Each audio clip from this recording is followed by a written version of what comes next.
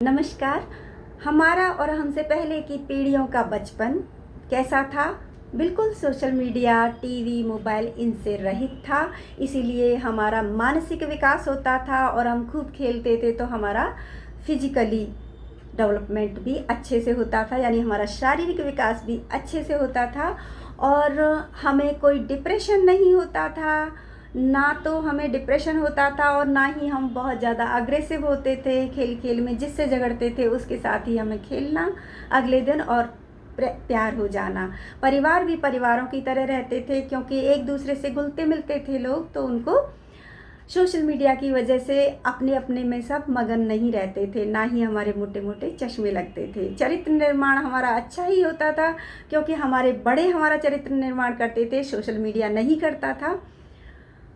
और जब चरित्र निर्माण करना हो तो सबसे अच्छा तरीका होता था बच्चों का चरित्र निर्माण करने के लिए उनको कहानियाँ सुनाई जाएं, कविताएं सुनाई जाएं। जब शिशु होता है तो वो केवल धुन को समझता है, तो वो केवल लोरी सुनता था, गाने सुनकर सोता था। लेकिन जब बच्चा हो जाता था, शिशु जब बच्चा बन जाता था, जब उसका बचपन शुरू होता था, जब वो बोलने चलने, यानी कि अब उसकी शिक्षा आरंभ हो जानी चाहिए, तब उन्हें सुनाई जाती थी तरह तरह की कहानियाँ, नाना नानी, दादा दादी, बुआ मौसी, किसी न किसी के द्वारा। वो कहानियाँ कहीं ना कहीं खोती जा रही हैं और उनका सिलसिला ही ख़त्म हो गया है, क्योंकि ना तो अब पेरेंट्स के या किसी के पास इतना समय है। सभी वर्किंग हो गए हैं, ऑफिशियल हो गए हैं और बच्चों के हाथ में आ गए हैं mobile, smartphone, TV, video game. तो उनका चरित्र निर्माण कैसे हो, वीडियो गेम वगैरह सब पर यही दिखाया जाता है, बस ये लड़ाई करना या उल्टे सीधे हमें वीडियो देखने को मिलते हैं, जिसकी वजह से बच्चों का दिमाग पर वही असर प्रभाव होता है। जैसा पर्यावरण जो वो देखते सुनते हैं वैसा ही प्रभाव उन पर होने लगता है। तो उन कहानियों को अब, क्योंकि बच्चे भी सोशल मीडिया पर ही रहते हैं, बड़े भी रहते हैं, क्योंकि एकल फैमिली है, एकल परिवार हो चुके हैं, संयुक्त परिवार नहीं रहे हैं, तो वहाँ पर बच्चों को समय भी कौन दे और बड़ों को भी कौन दे, दूरियाँ बहुत हैं। इसलिए अब हम उस ज़माने की कहानियाँ जो अब खो रही हैं, मैं उनको वापस लेकर आ रही हूँ। और एक बात बताऊँ, लेकिन आप किसी से कहना मत, क्योंकि अगर आपने किसी से कहा तो खामखा बात का बतंगड़ हो जाएगा। जी हाँ, यही शीर्षक है आज की कहानी का, बात का बतंगड़, अर्थात किसी से कहना मत। तो हुआ ये कि एक ब्राह्मण थे जो कि नदी से स्नान करके लौट रहे थे। लौटते समय उन्हें ऐसा अनुभव हुआ, ऐसा आभास हुआ जैसे उनके मुंह में कुछ है, कुछ पंख जैसा कुछ छोटा सा है, और उन्होंने वो थूक दिया और वो घर आ गए। घर आ गए तो अपनी ब्राह्मणी से बोले, आज कुछ अजीब सा हुआ मेरे साथ। ब्राह्मणी ने पूछा, क्या हुआ? कि ऐसे कुछ खास नहीं, जब मैं नदी से स्नान करके लौट रहा था तो मुझे ऐसा लगा जैसे मेरे मुंह में पंख जैसा कुछ छोटा सा है, वो मैंने थूक दिया। लेकिन तुम ये बात किसी को कहना मत, क्योंकि अगर तुमने किसी को कही तो खामखा, पता नहीं मैं ब्राह्मण हूँ, लोग मेरे विषय में क्या सोचने लग जाए। ब्राह्मणी ने कहा, ठीक है, मैं ये बात किसी को नहीं बताऊंगी। ब्राह्मण यानी पंडित जी जो थे वो अपने कार्यों में व्यस्त हो गए और ब्राह्मणी घर में अकेली थी। तभी उनकी पड़ोसन आई कि चलो जल भर के ले आते हैं। तो वो दोनों कुएं की तरफ चलती रही और ब्राह्मणी क्योंकि चुप थी, तो पड़ोसन ने कहा, क्या कोई बात हो गई है आज, कुछ तो बोलो, तुम बोल क्यों नहीं रही? बोले, ऐसी तो कुछ खास बात नहीं है। नहीं नहीं, मुझे बताओ, तुम्हारा मन हल्का हो जाएगा।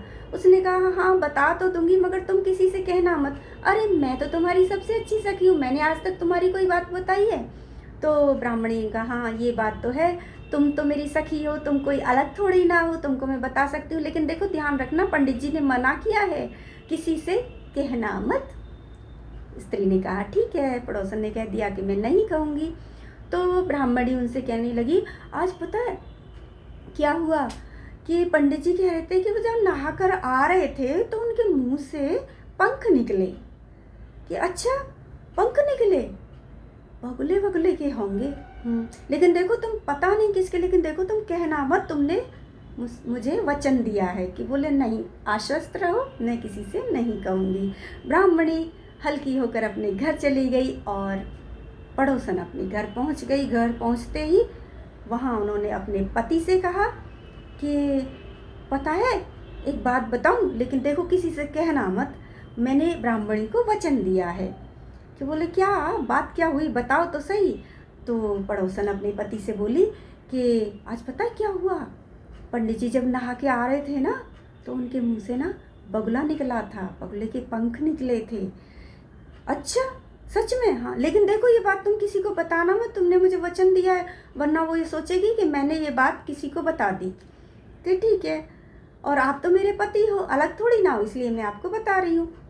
तो पड़ोसन ने वो बात अपने पति को बता दी। पति गए अपने, ऐसे ही चलते हुए 1-2 दिन में अपने मित्रों के साथ थे, तो मित्र उनके 3-4 बैठे हुए थे और कुछ बात चल रही थी। तो पड़ोसन का जो पति था वो कहने लगा, अरे यार एक नई बात हुई, पता है ये क्या हुआ?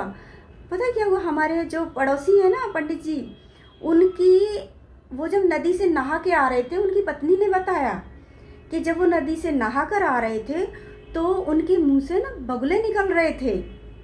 आप ध्यान दीजिए क्या हो रहा है, छोटा सा पंख पंख बहुत सारे पंख में पहले बदला, उसके बाद वो बहुत सारे पंख बगुले में बगुला में एक बगुले में बदल गए। और जब पति के माध्यम से वो बात अन्यत्र पहुंची तो बगुले यानी बहुत सारे बगुलों में बात हो गई। तो बगुले निकल रहे हैं, उनके पंडित जी के मुंह से बगुले निकलते हैं। अच्छा, पंडित जी के मुंह से बगुले निकलते हैं, ये तो बड़ी ताज्जुब की बात है। ऐसा ऐसा क्या किया है पंडित जी ने कि उनके मुंह से बगुले निकल रहे हैं, ऐसा कैसे हो सकता है? तो ये बात आश्चर्यजनक लगी। लेकिन देखो, तुम सब मुझे वचन दो कि किसी से कहोगे नहीं, क्योंकि ब्राह्मणी ने मेरी पत्नी से वचन लिया है कि वो ये बात किसी से नहीं कहेगी, और क्योंकि उसने सिर्फ मुझे बताई है, मैं तुमको बता रहा हूँ, लेकिन तुम ये बात किसी से कहना मत, देखो वचन दो। बोले नहीं नहीं, विश्वास करो, हम किसी से क्यों कहेंगे। लेकिन यार ये बड़ी अजीब बात है ना, बड़ी विचित्र बात है कि पंडित जी के मुंह से बगुले निकल रहे हैं। अब वो 3-4 जो मित्र थे वो अपने घर गए, उन्होंने ये बात अपनी पत्नियों से कही थी, तुमको पता है कि हाँ, लेकिन तुम किसी को बताना मत, हम तुम्हें बता रहे हैं कि जो पंडित जी है ना, वो उनके पास वाले जो मेरा दोस्त है, उनके पास जिनका घर है। हाँ हाँ, क्या हुआ, बोलो, पत्नियों ने कहा। तुमको पता है उनके मुंह से पक्षी निकलते हैं, पक्षी निकलते हैं, हाँ पक्षी निकलते हैं, लेकिन किसी से कहना मत, तुम्हारी बड़ी आदत होती है सब जगह बात कह देती हो। बोले नहीं नहीं, हम कहाँ कहेंगे, हम तो नहीं किसी से कहेंगे, आपको वचन देते हैं। उन्होंने भी वचन दे दिया। उसके बाद उन स्त्रियों ने अपनी अन्य स्त्रियों से कहा, तुम्हें पता है वो इस तरह से जो पंडित जी वहाँ रहते हैं, वो उनके पड़ोसी ना हमारे पति के दोस्त हैं। इस तरह से उन सभी स्त्रियों ने और अन्य स्त्रियों से कहा, उनके पति हमारे पति के दोस्त हैं, और वो बता रहे थे कि उन पंडित जी के मुंह से ना पशु पक्षी निकलते हैं। हाँ, उन मुंह से पशु पक्षी निकलते हैं। जो सुनने वालियाँ और थी उन्होंने कहा, और इस तरह से पशु पक्षी निकलते हैं। तो इस तरह से बात पूरे गांव में, किसी ने अपनी सास को सुनाई, किसी ने अपनी ननद को सुनाई, किसी ने पड़ोसन को, किसी ने देवरानी जेठानी को, और किसी ने अपने भाई को, किसी ने अपने पिता को। इस तरह से बताई कि बातें चलते चलते बढ़ते बढ़ते बात का बतंगड़ हो गया। अब पूरे गांव में एक बात फैल गई कि वो पंडित जी जो हैं, उनके मुंह से पशु पक्षी, शेर, चीते, हाथी, घोड़े, बगुले और हंस, चील, कौवे, तरह तरह के तोता, मैना पक्षी निकलते हैं, तरह तरह के पशु निकलते हैं। अब तो पूरे गांव में ये चर्चा जब हो गई तो पूरे गांव को लगा कि ये तो बहुत ही विचित्र बात है, पंडित जी को देखना चाहिए। अब वो वापस लौटकर वो बात जिन लोगों ने कही थी उनके पास आ रही है कि तरह तरह के पशु पक्षी, खाली पक्षी ही नहीं बल्कि तरह तरह के पशु भी निकलते हैं। तो उनकी पत्नियों ने फिर अपने पतियों से कहा, आप तो कह रहे थे कि पंडित जी के मुंह से सिर्फ पक्षी निकलते हैं तरह तरह के लोग, तो वो तो बता रही थी मुझे कि क्या नाम से, या वो बता रहे थे कि उनके मुंह से तो पशु पक्षी दोनों निकलते हैं। अच्छा हाँ, हाथी, घोड़े, चील, कौवे सब निकल रहे हैं उनके मुंह से। अच्छा, ऐसा कैसे हो रहा है? फिर उसने अपने उस दोस्त से आकर कहा, उन सभी दोस्तों ने, जो उनका पड़ोसी था पंडित जी का, उसको बोला यार तूने बताया नहीं, तू तो कह रहा था कि उनके मुंह से बगुला निकलता है, लेकिन हमने तो सुना है खाली बगुला नहीं निकलता, बल्कि तरह तरह के पशु और पक्षी भी निकलते हैं, हाथी घोड़े चीता मैना और कबूतर हंस कौवे बगुले सब निकलते हैं। अच्छा, सब निकलते हैं, ये लो। जबकि मेरी उसने तो हमें इतना ही बताया था कि बगुला निकलता है, तो उसके बगुले निकलते हैं। उसने फिर अपनी पत्नी को बताया, पागल ब्राह्मणी ने तुझे पूरी बात ही नहीं बताई, पंडित जी के मुंह से खाली बगुला नहीं निकलता, बल्कि बहुत सारे पशु पक्षी निकलते हैं। अब पड़ोसन अपनी मित्र जो सखी थी ब्राह्मणी, उसके पास गई, कहने लगी, आपने तो कहा था कि उनके मुंह से पंख निकलते हैं, और पूरे गांव में तो ये चढ़ता है कि जब पंडित जी बोलते हैं तो उनके मुंह से तरह तरह के पशु पक्षी निकलते हैं, वो जब चाहे निकाल सकते हैं, और हाथी घोड़ा चीते भी निकलते हैं। हमने सुना है पूरा आसमान पक्षियों से, तरह तरह के पक्षियों से भर गया है।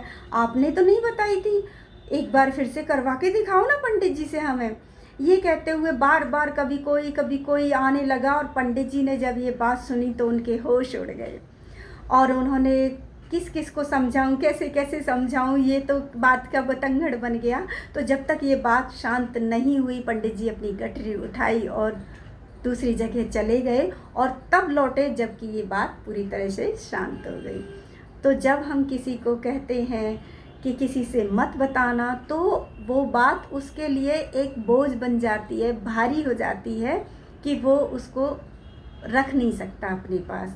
तो यदि आप चाहते हैं कि किसी बात के विषय में किसी को पता न चले, कोई बात ना फैले, तो उसे आप सिर्फ अपने आप तक ही रखिए, क्योंकि जिस बात को आप नहीं पचा पाए, उस बात को कोई और भी नहीं पचा पाएगा। तो इससे हमें यही शिक्षा मिलती है। तो ये कहानी कितनों ने अपने बचपन में कभी न कभी किसी न किसी से सुनी है। जिसने भी सुनी है वो कमेंट करके बताएं, और आगे और कहानियाँ सुनने के लिए जुड़े रहें। धन्यवाद। आपका दिन शुभ हो।